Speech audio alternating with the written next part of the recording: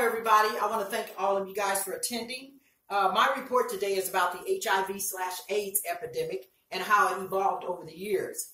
HIV is a virus that attacks your immune system, and no one really knows exactly how it came into effect, but it's assumed that it was passed from chimpanzee to man through hunting and eating them. And study shows that the first transmission from monkey to man took place in 1920 in Kinshasa. Kinshasa is located in Africa, and it was a large transport area with a big sex trade going on.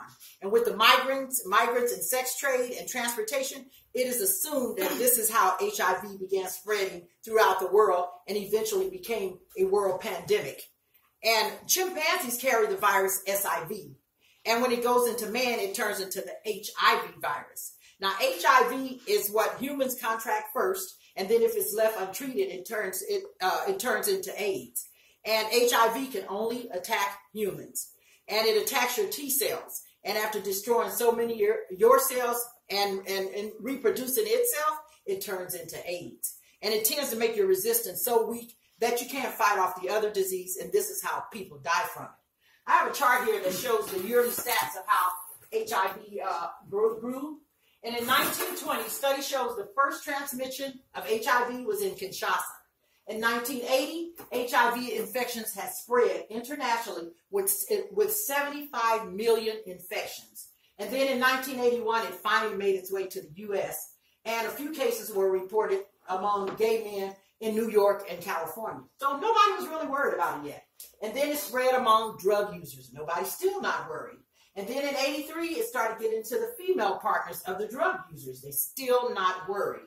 But in 1986, 85 countries reported almost 40,000 AIDS cases to the World Health Organization, who I will call WHO from now on.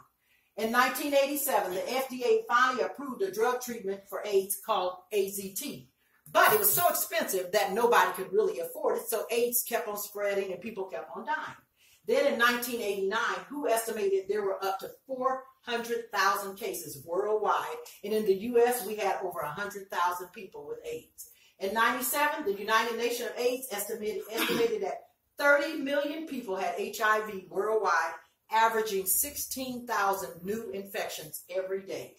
In 1999, the WHO said that HIV was the fourth biggest cause of death worldwide, and it was #1 killer in Africa. 33 million people were living with AIDS in 1999, and 14 million of those people had died. 2003, President Bush finally approved an emergency plan for the HIV/AIDS relief. In 2012, most people who had AIDS were receiving the treatment.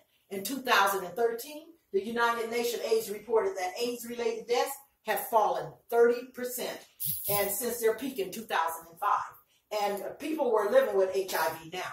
And so in 2016, almost 40,000 people were diagnosed with AIDS in the U.S., 1.8 million people worldwide, and 5,000 new infections every day, which is a lot lower than the 16,000 people they had in 97 that was catching it every day.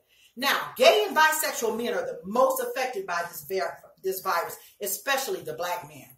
Blacks only represent 12% of the U.S. population, but they account for 44% of the HIV infections in 2010. And since the epidemic began, there's almost over 300,000 blacks with AIDS have died from it. Now, this is where it gets personal to me. I had a brother named Leon who contracted HIV and then AIDS, and he died from it. Leon was bisexual, and he did 3 terms in the military. And then when he left the military, he moved to Seattle, Washington, where he resided until he died.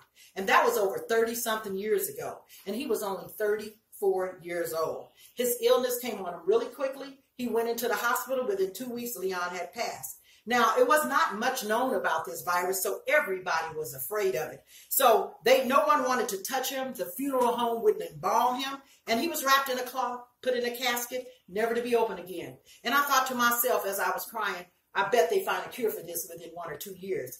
But 30-something years later, they still have not found a cure. Now, many countries in Africa now have a large-scale prevention program to contain this epidemic. And we have medicines that have slowed the rate of the virus so people can live longer with HIV, but there still is no cure. Over 1.1 million people living in the U.S. are living with the HIV today, and 1 in 7 of them don't even know that they have it. But from 2008 to 2014, the estimated number of annual HIV infections in the U.S. had declined 18%. And globally, 36.7 million people are still living with the HIV virus today. And I hope this speech has given you a better understanding of the evolution of the HIV/AIDS virus. Thank you. You did a beautiful